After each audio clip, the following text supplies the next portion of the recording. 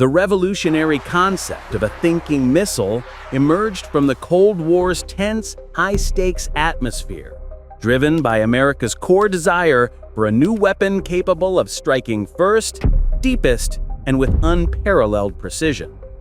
At a time when satellites were scarce and a supercomputer occupied an entire room, engineers pursued what seemed like science fiction, a missile that could navigate autonomously. Their audacious goal was a weapon capable of flying under enemy defenses, skimming treetops at high speeds, calculating the optimal route, and unerringly finding a target thousands of miles away without human guidance. The chilling strategic implication was straightforward. The enemy's massive investment in early warning radar and interceptor aircraft would be rendered useless. By the time the weapon was detected, whistling low over the horizon, mere seconds from impact, the attack would already be underway. Today, that same weapon is at the center of a new geopolitical firestorm. The news that the United States might transfer Tomahawk cruise missiles to Ukraine has resounded louder than any artillery salvo. But we start with what could be a pivotal day for the war in Ukraine. President Donald Trump and Ukrainian President Volodymyr Zelensky will meet face-to-face for the fourth time this year. And on today's agenda for the Ukrainian president, Tomahawk missiles. Zelensky wants them so Ukraine can strike deeper into Russian territory. Such a move would represent more than just tactical flexibility. It would be a profound morale boost for Kiev and a strategic nightmare for Moscow. Suddenly, Russia could no longer be confident that its internal borders, its deep rear logistics hubs, and its strategic airbases were inviolable. But to understand why this 50-year-old weapon system is still considered a game changer, we must first look at what the Tomahawk is, how it works, and how it fundamentally altered the very nature of modern warfare.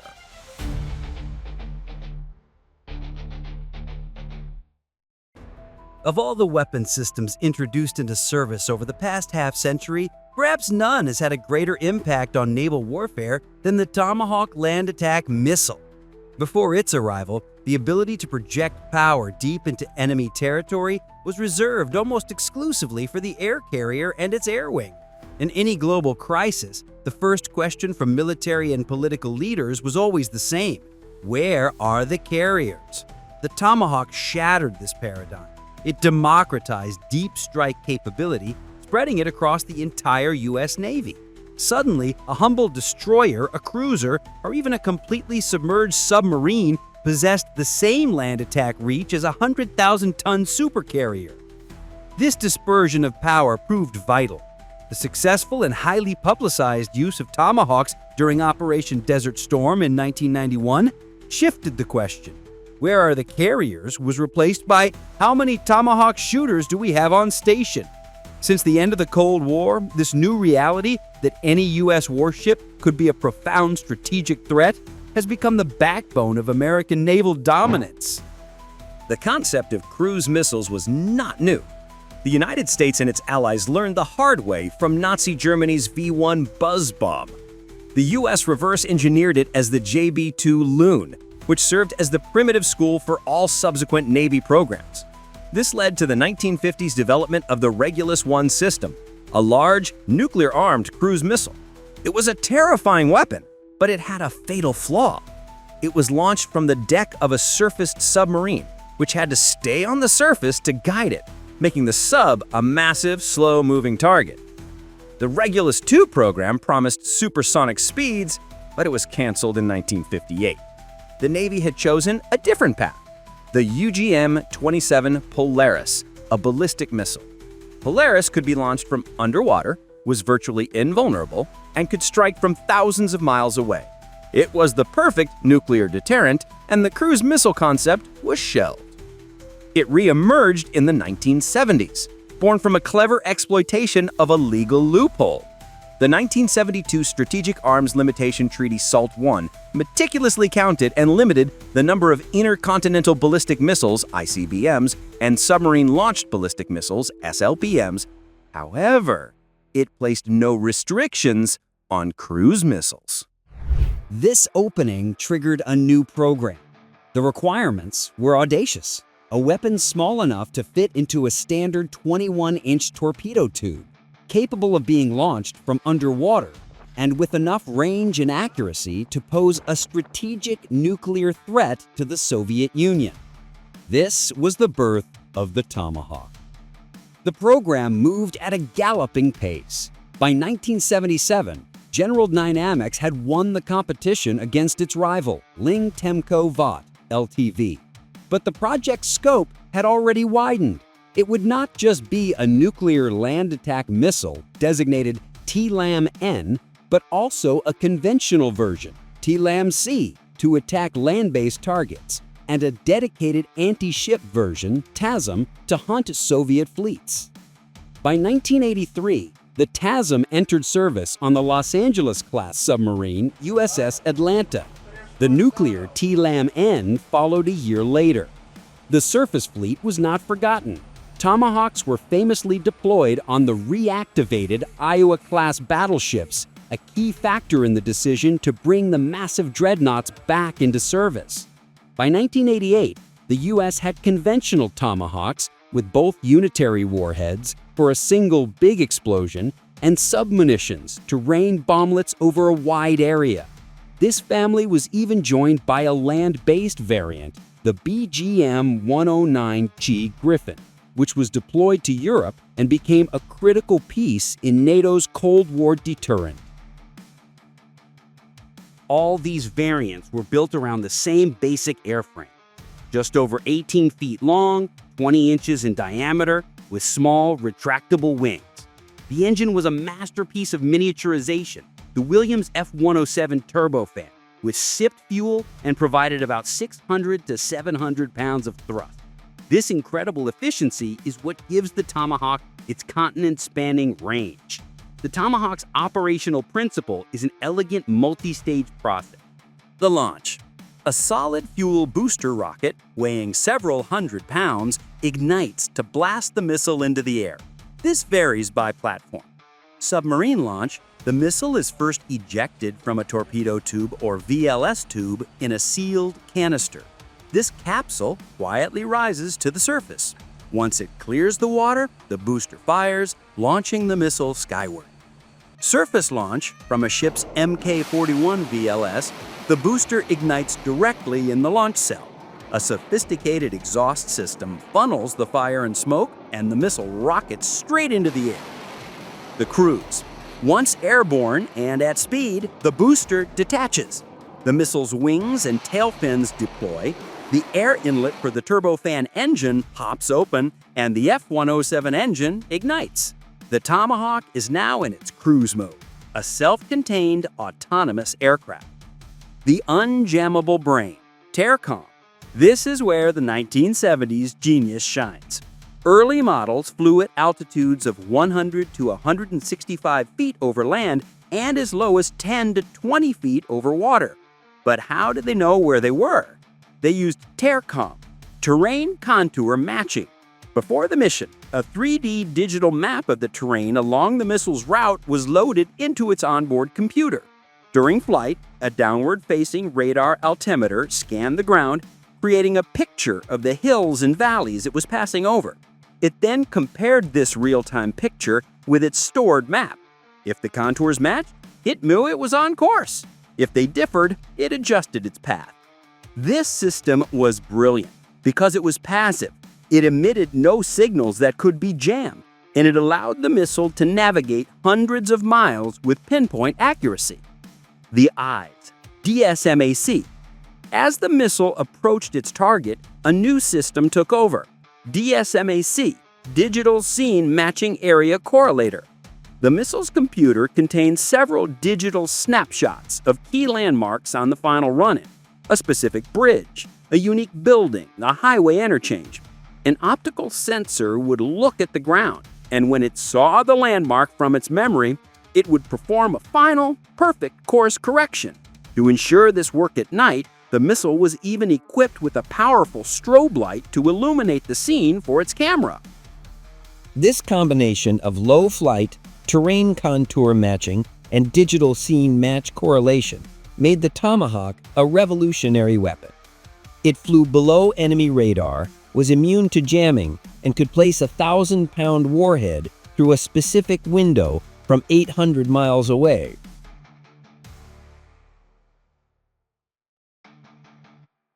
In 1991, the Tomahawk had its public debut, and it was a stunning success. During Operation Desert Storm, 288 missiles were fired. They were the tip of the spear, sent on the first night to hit the most dangerous, heavily defended targets in downtown Baghdad. Missions deemed suicidal for manned aircraft, like striking the Ministry of Defense in broad daylight, were handled by Tomahawks. The world watched, live on CNN, as video feeds from the missiles themselves showed them turning down city streets and flying to their targets. Saddam Hussein's air defenses collapsed, and the TA-LAM's debut was a success that triggered a new wave of contracts to replenish the one-third of the stockpile that had been expended. This success spurred rapid evolution. Block 3, 1990, the first major upgrade. It added a GPS receiver. This was a revolution within the revolution. The complex, time-consuming TERCOM DSMAC mission planning was no longer the only option. Now, operators could simply plug in GPS coordinates. Mission planning time dropped from weeks to hours. The Block 3 also featured an improved warhead and a more efficient engine, boosting its range to over 800 miles. It was first used in 1995 against Bosnian Serb targets and in 1999 against Yugoslavia. Block 4, Tactical Tomahawk, 2006. This changed the missile from a pre-planned strategic weapon to a dynamic tactical one. The Block 4 featured a two-way satellite data link. This meant a strike controller could change the missile's target in mid-flight. It could be launched and sent to a loiter pattern, circling a holding area for hours, waiting for a new command. It could be redirected to one of 15 pre-programmed alternate targets or even given entirely new GPS coordinates. It also included a small camera to beam back a battle damage indication (BDI) image of the target just before impact. The range was extended yet again to a staggering 1,000 miles. Block 5, 2021, the current most lethal iteration.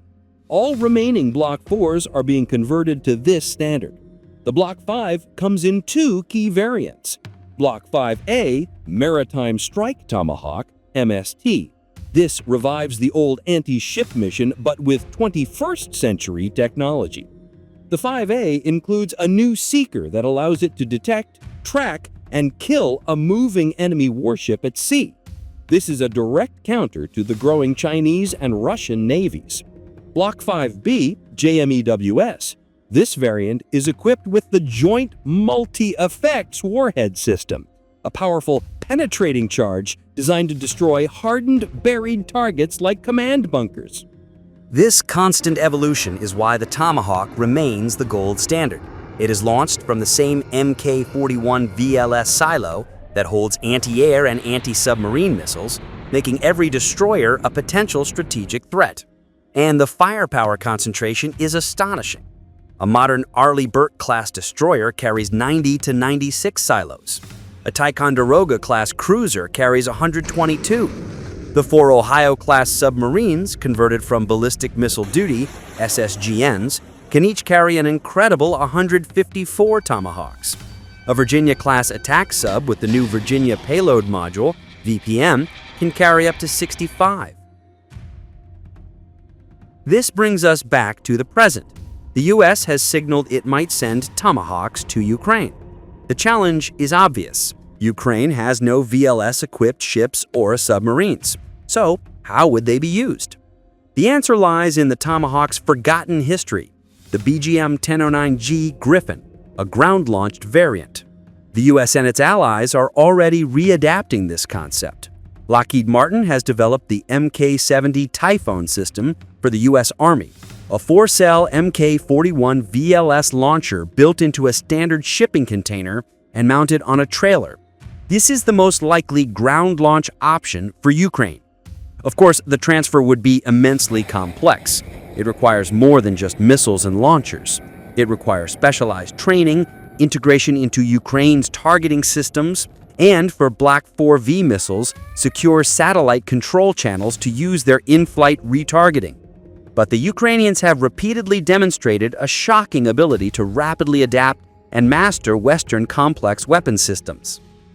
If these hurdles are overcome, the Tomahawk would be more than just another missile like the Storm Shadow or ATACMS. Its 1,000-mile range transforms the war from a local fight to an operational and strategic one. From Ukrainian soil, a Tomahawk can strike targets well past Moscow. It puts every critical logistics hub, supply base, airfield, and infrastructure node in European Russia at risk. This is the very definition of a game changer. It would force the Russians to fundamentally restructure their entire national defense, pulling precious air defense assets away from the front lines to protect their deep rear. It would provoke internal tension and shatter the population's sense of security, which plays a massive role in modern warfare. The Tomahawk, born in the Cold War to outthink the Soviets, may find its ultimate destiny in checkmating their 21st century heirs. For now, this solution, like the missile itself, is flying just over the horizon, waiting for its moment. Do you think the good old Tomahawks can help bring even such a serious adversary as Russia to its senses? Let us know in the comments below. And if you enjoyed the video, please leave a like, subscribe to the channel, and hit that notification bell for more content like today's. Thanks for watching, and we'll see you in the next one. Enjoyed the episode? Like and subscribe to Military Forces. For more in-depth content, your support helps us create more.